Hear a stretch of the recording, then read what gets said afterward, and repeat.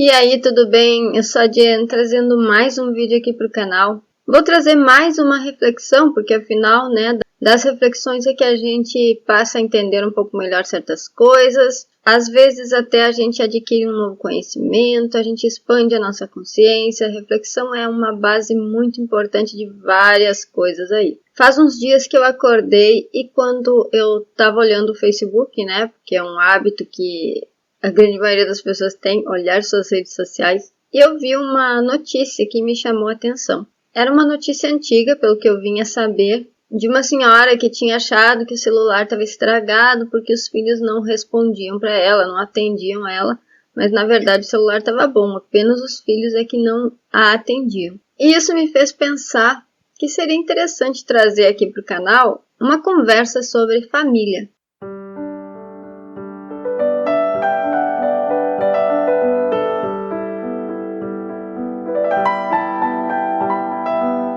Existem vários tipos de família, com vários tipos de cultura familiar. Eu vou chamar de cultura familiar porque muda de família para família, tá? A moral familiar, vamos dizer assim. Qual é que é a função da família? Em primeiro lugar, do meu ponto de vista, tá?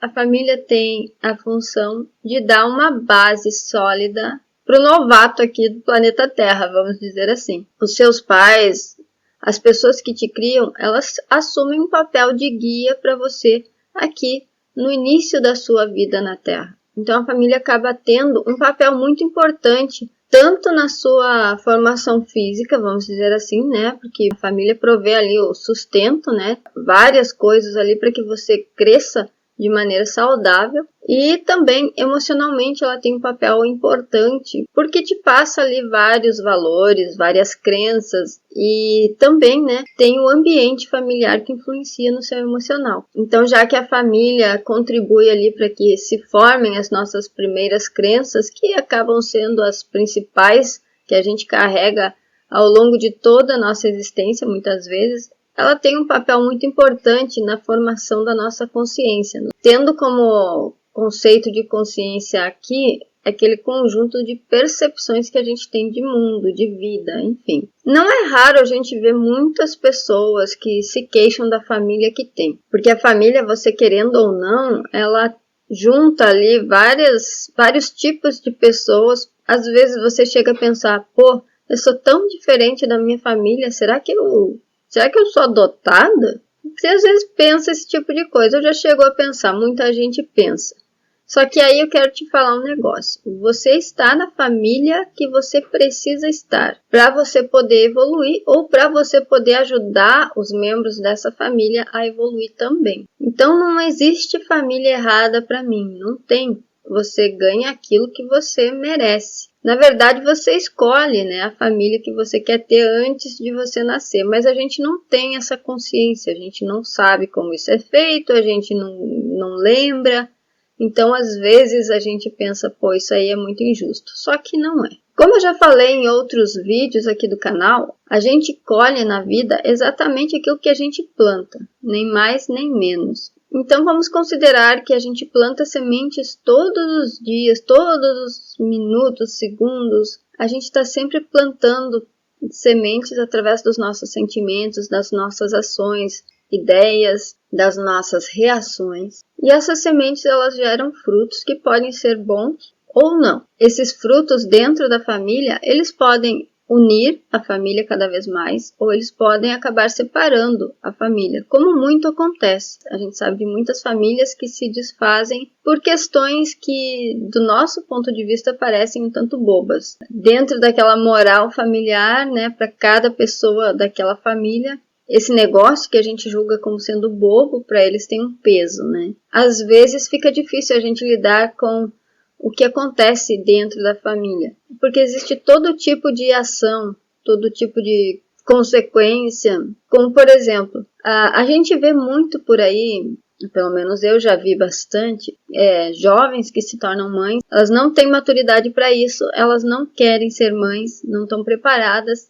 Então, quando o filho nasce, elas acabam descontando nessa criança toda a frustração da vida delas até aquele ponto, daquele momento, né, em que elas tornaram-se mães. Aí cresce uma criança problemática. Além das mães prematuras, a gente tem também os pais que, por algum motivo, tornam-se violentos, agressivos e acabam meio que destruindo toda a harmonia da família. Tem aqueles membros que caem nos vícios, que entram nos vícios e acabam, sem dúvida nenhuma, prejudicando a família também. Mas o que eu consigo pensar aqui que pode ter de mais complicado numa relação familiar é aquela relação de abuso, que infelizmente acontece e marca profunda e negativamente a família que passa por isso. Às vezes a gente fica até revoltado, sem entender por que em algo que devia ser tão harmonioso, como uma família, onde as pessoas estão ligadas ali pelo laço sanguíneo, que é um laço bastante forte, a gente pensa por que certas coisas, certas ações acontecem dentro da família, que é um grupo que deveria ser bastante harmonioso, né? Sobre isso, certa vez eu estava assistindo uma palestra do professor Hélio Couto e ele comentou um exemplo que é parecido com isso que eu vou falar agora. Não foi com essas palavras, mas a ideia foi essa. Vamos imaginar duas pessoas. Essas duas pessoas se encontram, elas se relacionam, elas acabam tendo atritos e eventualmente uma tira a vida da outra. Aí o todo, né, a inteligência infinita, a fonte criadora, enfim, a organização que existe por trás de tudo que há, por ser benevolente e não querer perder nenhuma de suas almas, né? Ela quer que todas as suas almas evoluam. Então o que ela faz? Ela junta essas pessoas novamente em outra encarnação. Então essas pessoas se encontram, mas vamos supor que o desfecho seja o mesmo, ou seja, elas não aprenderam nada, não mudaram nada, não evoluíram nada. Então, diante disso, o que pode acontecer? O todo coloca essas duas pessoas numa mesma família. Por quê? Porque a família, até pela questão social, pela imagem social, tudo, a família é um grupo que tende a se amar incondicionalmente. Por exemplo, não importa quantas vezes um filho erre, a mãe sempre vai amar esse filho. Salvo algumas exceções, né? Existem exceções, mas na maioria dos casos é isso que acontece. Dentro da família erra-se e se é sempre perdoado. Então talvez essas duas pessoas que não se acertam, através da convivência na família, elas aprendessem algo e pudessem evoluir um pouco a partir disso. Então é por isso que a gente pode pensar que a família onde a gente é colocado, onde a gente está, é justamente aquela que é necessária tanto para a nossa evolução, quanto a gente é necessário para a evolução dela. Inclusive eu soube, eu li, eu escutei em algum canal, enfim, que os pais, né, os futuros pais, eles encontram muitas vezes aqueles espíritos que serão seus filhos lá no campo astral, né? E lá eles acordam várias coisas. É por isso que tudo que acontece está dentro das possibilidades acordadas já. Então a gente deveria sempre buscar entender.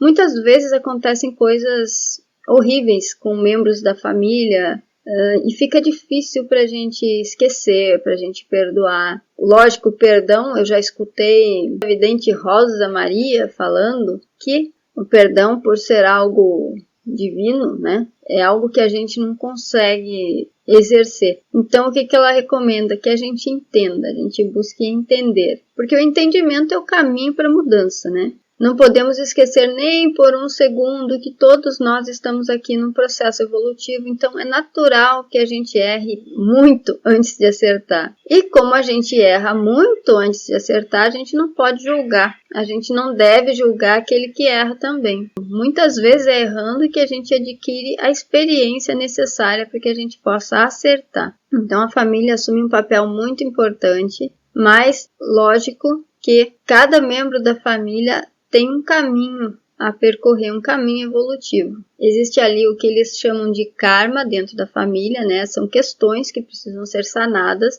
mas além disso, cada um trilha o seu próprio caminho. Então isso é sempre algo que deve ser respeitado. Cada membro, mesmo dentro de uma família, tem o seu livre-arbítrio. Essa questão do respeito dentro da família, da hierarquia familiar, né? A gente sabe bem que dentro da família existe uma hierarquia. Em que sentido? Por exemplo, os nossos avós vieram antes dos nossos pais. Os nossos pais vieram antes da gente. Então, eles estão acima, né, na hierarquia. E muitas vezes, por eles estarem acima nessa hierarquia, eles acabam assumindo um papel de querer mandar mesmo, querer dirigir a vida dos filhos. E nesse ponto, torna-se uma coisa complicada, porque, né, cada um tem que ter o seu livre-arbítrio, cada um tem que viver aquilo que quer. Dentro das suas experiências é que vai aprender. E muitas vezes, né, pela questão de ter um ambiente familiar difícil de enfrentar, de estar ali sendo cobrado sempre, sendo julgado sempre, sendo até afrontado, muitas vezes a pessoa pensa, será que a minha família está atrasando a minha vida? Ou a minha família não está nem me deixando evoluir? Sobre essa questão, o autor Vincent Gillen fala o seguinte, eu vou ler aqui. Para quem vive numa família compreensiva, a família é um ponto de apoio para o desenvolvimento espiritual.